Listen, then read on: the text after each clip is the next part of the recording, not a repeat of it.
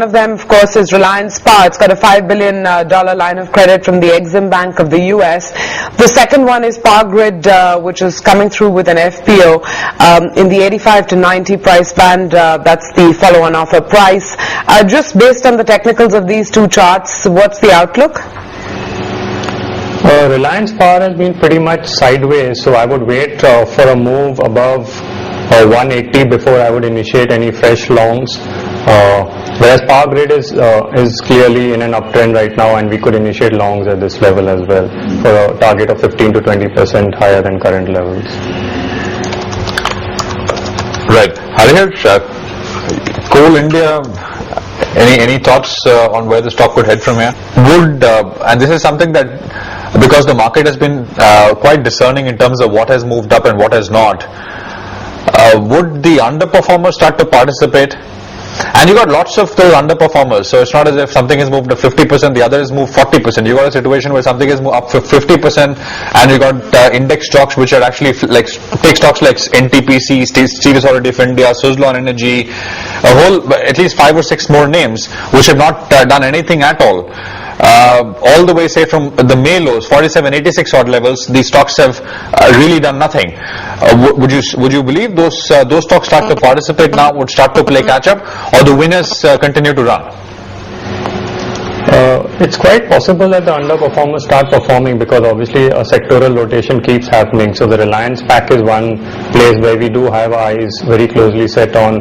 We are waiting for Reliance to break past 1150, and similarly for Reliance Infrastructure. But stocks like Suzlon and Prince Lloyd, I would still wait for a confirmed bull move before initiating fresh longs.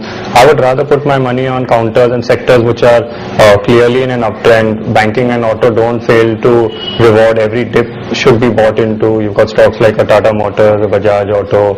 In the banking space, we have a Punjab National Bank, a Bank of Baroda, Axis Bank, Yes Bank. So if you're looking for a quick reward kind of a thing, it's obviously better to invest in a sector or a counter which is in a clear uptrend, rather than play for a contrarian bet and see those counters potentially heading lower from here. Right. Harihar, would you agree with that? On the technicals of Glenmark Pharma? The charts are bullish. We are currently around the 365 levels, and we could remain long with a stop loss of 310, which I know is a bit fairly wide from where it is. But if we keep a stop loss of 310, we could see much higher levels, potentially 450 to 500 also from here, because pharma as a whole, the overall sector is very bullish currently. Number of counters out there are bullish, and the charts of Glenmark Pharma are very bullish also as well. So it's an excellent counter to be long in the current market scenario. The other one that has news flow surrounding it is Tata Motors, with Jaguar Land Rover's plans to build cars at a new plant in China. It's planning to build more than 50,000 cars a year from this new plant, and it's planning to employ 5,000 people. The plant is going to cost $162 million from what we understand, USD. Tata Motors, Hitesh, what's the headroom left on that stock? Tata Motors is one of my favorite stocks in this current market rally. We've been invested in it for quite some time, and I see potentially we could reach levels of 1500 to 1600 in the next few months if the overall rally continues. So it's an excellent counter to be invested in, one of the best counters in this market to be invested in.